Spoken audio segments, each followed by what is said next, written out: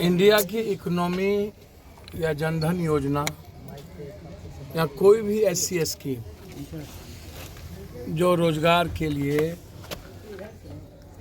कई ऐसी स्कीम लाई गई जिसमें मिडिल क्लास के नीचे और गरीब को कभी बैंक से या सरकार के द्वारा, आप आयुष को भी चले जाइए, किसी में भी आप चले जाइए, सरकार के द्वारा 50,000 रुपया भी 50,000 रुपया मिला भी तो किसी पार्टी के वर्कर को कहने पर, प्रेशर पर 50,000 रुपया मिला होगा मेरे ख्याल से। स्किल हो या स्टार्टअप हो, स्किल स्टार्टअप की स्थिति तो यह रही बिहार में, भारत में कि हम सुन पे चले गए और फिर दोबारा उस पर कोई बातचीत नहीं हुई। जब कभी कोई चुनाव होता है तो सबसे पहले हम कर्ज की, जैसे दिल्ली में 3,900 यूनिट बिजली हो गया। अब अंदाजा कीजिए कि दिल्ली में चुनाव में हमारी बिजली शून्य पे थी और अब 3,900 यूनिट बिजली एक महीने से एकदम बिल्कुल बिल सीधा जाता है। उसी तरह जो भी सरकार बनाने की बात आती है उसमें यह कहा जाता है कि हम सारा कर्ज माफ कर देंगे, सारे लोन माफ हो जाएंगे। ये जो गुंडा टैक्स है, नीचे रखिए ना माइक, ये जो सूदखोर है, ब्याज, ये आम लोग, कॉमन लोगों की स्थिति, बैंकिंग सिस्टम बांग्लादेश से भी कई अरब गुना खरब गुना ज़्यादा बुरी स्थिति इस इंडिया की है। हम नाइजीरिया से ऊपर गरीबी में चले गए। अब भूख में हम बांग्लादेश, श्रीलंका को और पाकिस्तान को भी टप गए और फार्मर्स तो कोलैप्स हो गया। नोटबंदी थी, नोटबंदी के कारण मिडिल क्लास व्यापारी पूरी जिंदगी समाप्त कर ली। नोटबंदी और जीएसटी ने हमारे व्यापार को, व्यापारी का मतलब कि वैश्य नहीं है, मरवारी नहीं है, व्यापारी का मतलब किसी भी जाति धर्म वर्ग का आदमी यदि मिडिल क्लास परचून की दुकान, झुंझुना की दुकान, छोटे छोटे दुकान खोल करके कर्ज लेकर के, अभी एक नाई मर गया सहरसा में, 10,000 रुपया कर्ज लिया था मात्र, अब वो 10,000 कर्ज 80,000 रुपया हो गया। और 80,000 कर्ज, गौर से समझिए, 80,000 रुपया कर्ज हो गया तो ठीक रखिए। और नोटबंदी के बाद और कोरोना के बाद स्थिति यह आई कि उसकी नाई की दुकान बंद हो गई। वो आत्महत्या कर लिया क्योंकि कह रहा था कि तुम अपनी बेटी को भेज दो या बेटी को दे दो। इसके पहले समस्तीपुर में 5 लोग आत्महत्या कर लिए और कल सिवान में 3 लोग 2 बेटी सहित आत्महत्या कर लिया। इतनी बड़ी घटना, एक ही परिवार का 6 व्यक्ति, इसको सोसाइटी किस रूप में लेती है हमको समझ में नहीं आता। एक निर्भया हुआ था तो दिल्ली की सरकार बदल गई, एक निर्भया, और अब 80% निर्भया दिल्ली में हो रहा है। दिल्ली में बलात्कार की घटना में जा रहा हूं, कल भी मैं समस्तीपुर से जीभ काट दिए गए, इंटरनल पार्ट काट दिया गया।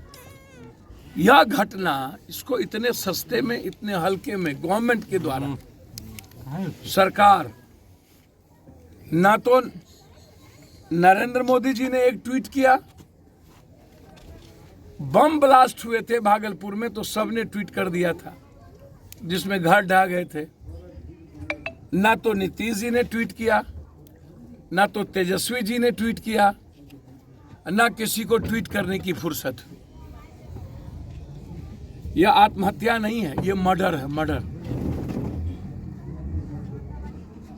यहाँ MP MLA आकर के बोलेंगे, कोई भी आदमी आएगा बोल देगा आत्महत्या है, मैं क्या करूंगा, ये आत्महत्या है क्या? आपको 4 गुना पैसा आपको मिल गई, जो पैसा आपसे लिया आपको 4 गुना दे दिया। एक पिता अपनी जबान, 3 बच्ची, 1 बेटा और माँ बाप सामने में जहर खा के जान दे रहा है, कोई असर ही नहीं है समाज में, सोसाइटी में कोई असर नहीं है। मुझको तो असर है भाई। और कह दीजिएगा जैसी करनी वैसी भोगनी या भाग यार किस्मत, ये इनके घर की स्थिति नहीं है, लगभग परिवार की स्थिति बिहार दुनिया का सबसे ज्यादा गरीब है भाई। नरेंद्र मोदी जी को पहले चाइना और वियतनाम से पहले, और बड़ी बड़ी आप रोजगार की बात आप करते हो ना, कल एक चाय वाली ने रो रो के कहा कि बिहार में कोई लड़की और कोई औरत रोजगार नहीं कर सकती, ग्रेजुएट चाय वाली, और अपना उसका सब कुछ उठा के लेके चला गया। अब वो कह रही है कि लड़कियों को बिहार में निकलने का राइट नहीं है, यहाँ स्मैक बिकेगा, यहाँ पर कोरेक्स बिकेगा, यहाँ पर ड्रग्स बिकेगा, सोल्यूशन बिकेगा, यहाँ शराब बिकेंगे, यहाँ कौन सी कहते हैं, नहीं आरा में जो बिकता है, नहीं गांजा नहीं, और भी चीजें हैं। यहाँ पर सब कुछ बिकेगा, लेकिन यहाँ चाय नहीं बिक सकती। डेली उसके ठेले के उठा के लेके चला जाता है पैसे के चलते नगर निगम। अब वो कह रहे हैं कि बिहार में लड़कियों को बढ़ने का कोई अब भैया हमको तो बताओ ना, बिहार में सिर्फ, और जो लोग यहाँ बड़े बड़े माफिया हैं, बड़का 1 करोड़ रुपया 2 करोड़ रुपया पीएम केयर्स फंड में देता है और मुख्यमंत्री केयर्स फंड में जाके देता है। अरे बाप मेरे, आपके एक फोन से यह परिवार बच जाता है, या 10 लाख रुपया। हमको तो जानकारी में कोई, तो अब यदि कोई जानकारी हिंदुस्तान में पप्पू यादव को हुई है या होती है, यदि मैं 34 करोड़ रुपया कोरोना में मैं हर घर पहुंचा सकता हूं, तो एक परिवार को मरने देने की कोई संभावना इस जन्म में क्या 7 जन्म में नहीं हो सकता। यदि 11 दिन 11 करोड़ रुपया का खाना पटना के बाढ़ में हम एक बेटे की तरह पहुंचा सकते हैं, तो इस परिवार के इसके मम्मी पापा को, बच्चों को तो मैं अपनी बेटी की तरह मरने तो हम नहीं देते। लेकिन सवाल है यहाँ तो सुनते हैं बड़ा बड़ा पहाड़ माफिया, गिट्टी माफिया, बालू माफिया है, ढेर पैसा है, और पैसे के बदौलत ही यहाँ पर एमएलए एमपी लोग एमएलसी बनते हैं। तो ऐसे लोगों को आप यहाँ पर माथा पर सर पर उठा के रखते हैं आप लोग, क्योंकि कौन जात का पहलवान है। अभी तो पहलवाने का ना लड़ा था मोकामा में, 56 किसका, 57 किसका, 46 किसका। इस जात का बड़का पहलवान कौन है, उसी को वोट दे दो। माना बिहार में अब लीडर विचारधारा की वोट नहीं है। बिहार में या तो 56 का वोट है, या नहीं तो किसी जात को जोड़ लो। इनको मरने दो, इनको छोड़ दो, इनका कोई जात नहीं है। पता नहीं को मरवाड़ी है कि कौन कास्ट है, आई डोंट नो, क्योंकि इनका वोट पॉलिटिशियन से या सोसाइटी नफरत क्यों नहीं करती है, और पॉलिटिशियन को सोसाइटी क्यों। अब इतनी बड़ी घटना के बाद उनके पिताजी ने अंतिम में मरने के पहले बयान दिया कि अमुक अमुक आदमी ने किस तरीके से 3 गुना पैसा दे दिए, लगातार अमुक आदमी, टुन्ना सिंह, मुन्ना सिंह, कौन सिंह हमें टॉर्चर कर रहे थे। अरे भैया डिमांड करो ना, इन लोगों की गिरफ्तारी हो, इन लोगों पर 302 का मुकदमा हो। इंटेंशन क्या था, परिस्थितियां क्या थी मरने की, इंटेंशन कौन था, किसने इनको प्रोवोक किया, किसने इतना तंग किया कि इनके 6 आदमी को मरने पर मजबूर होना पड़ा। और उसके बाद ये लगातार बयान दे रहे हैं, लगातार ये परिस्थितियां हैं, और बयान देने के बाद आप किससे पूछने जा रहे हो? आप उसके कॉल डिटेल को क्यों नहीं ले रहे हो? उसके सीसीटीवी फुटेज क्यों नहीं निकाल रहे हो?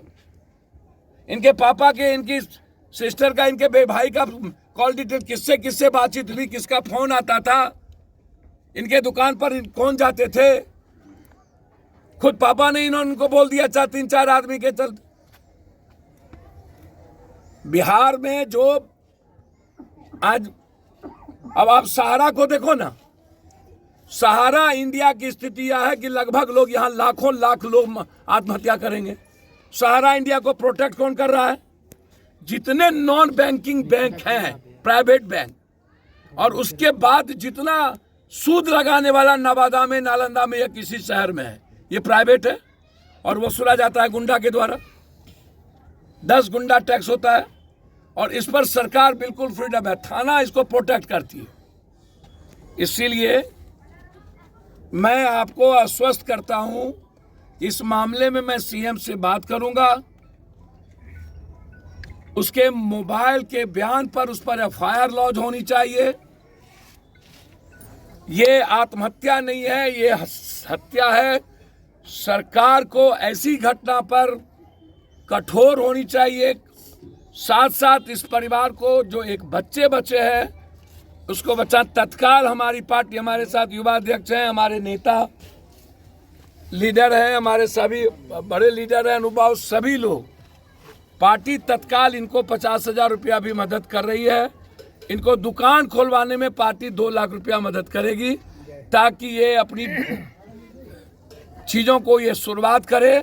तत्काल इस परिवार, चूंकि बच्चे बिल्कुल अकेला हो चुके हैं, जो यहाँ थे वहाँ 3-3 दिन खाना नहीं खाए। हमारे एक मित्र ने जिस तरीके की घटना 3,000 रुपये के चलते पावापुरी से लौटा देना, यह भी जांच का विषय है और उस पर भी 302 का मुकदमा लगना चाहिए और यहाँ के अस्पताल पर इंक्वायरी करके उसकी जांच होनी चाहिए और सस्पेंड और डिस्चार्ज करना चाहिए। 3,000 के चलते 2 मौत बाद में हो गई। 3,000, छोटी बहन का एक जिंदगी, या तो वो कोई यूसुफजई मलाला होती या तो स्वयं सू होती। एक जिंदगी 3,000 के चलते चली गई। पता नहीं कितने दिनों से खाना नहीं खाए होंगे वो, और हम मजाक बने हुए, कोई लेना देना नहीं। तमाशा देख रहा है पूरी सोसाइटी और पूरे लोग। 5 दिनों के बाद आ पाओगे यहां पर एक आदमी? सरकार के तरफ से कोई नुमाइंदा आज तक नहीं आया। एक दिन थाना आके चले गए। ये संवेदना है क्या? इतनी बड़ी घटना पर नेताओं की कोई बातचीत नहीं। एक परिवार कंप्लीट कोलैप्स कर गया दुनिया में।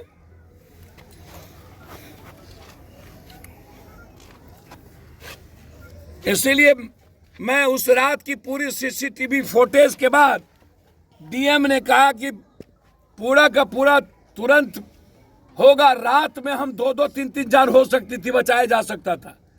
नहीं 3 तो कम से कम 2 जान जिंदगी बच सकती थी, ना 2 तो 1 बच्ची बच सकती थी। और वो बच्ची सुबह में मार दिया गया। बच्ची मरी नहीं, बच्ची ने क्या कहा, स्टेटमेंट दिया। बच्ची का कहना था कि हम लोग बच के क्या करेंगे, फिर आके हमको तंग करेंगे। इसका मतलब है कि जो भी टुन्ना सिंह, मुन्ना, चुन्ना, खुन्ना, जो भी सिंह है, वह कहीं ना कहीं गलत हरकत उन्होंने किया होगा। इतना बड़ा निर्णय लेने के पीछे कंप्लीट रूप से खतरनाक टॉर्चर है और अविलंब उसकी गिरफ्तारी होनी चाहिए। यह आवाज सोशल मीडिया के द्वारा भी सबको ट्रोल करना चाहिए। Justice for this family. और इसको छोटा नहीं किया जा सकता है। मैं बस इतना आपसे आश्वस्त करता हूं कि मैं इस घटना में मॉनिटरिंग भी करूंगा और इस बच्चे की केयरिंग एज ए पिता मैं करूंगा। ये मैं आश्वस्त करता हूं। नवादा के उस दुकान पर किसी ये यदि खोलना चाहेंगे तो इनकी मदद हम होगी। ये अब यहां छोड़ दें तो मैं नहीं जानता हूं। यदि ये खोलना चाहेंगे नवादा या यहाँ, तो मेरी तरफ से मदद होगी। तत्काल मैं ये मदद कर रहा हूँ। ये मैं आपको आश्वस्त करता हूँ कि इंक्वायरी के लिए भी चिट्ठी लिखूंगा, पावापुरी के लिए भी, यहाँ के लिए भी। एसपी के निर्णय बयान के बाद बच्ची अच्छी थी, वह भी वीडियो ओपन करना चाहिए कि बच्ची से बयान जब लिया गया है एसपी तो उसने कैसे लिया है। उससे पता चलेगा हमारी बच्ची जिंदा रह सकती थी कि नहीं, क्योंकि वो बयान होंगे। इस पर हम मांग करेंगे कलेक्टर से और स्वास्थ्य मंत्री से अविलंब कार्रवाई हो, और यहाँ के एसपी से हम मांग करेंगे, डीआईजी से अभी बात करेंगे कि जिन लोगों का नाम लिया उस पर 302 का मुकदमा लगे। मैं तत्काल इस परिवार के लिए, हमारे नेताओं ने मदद की है। लीजिए आप दीजिए।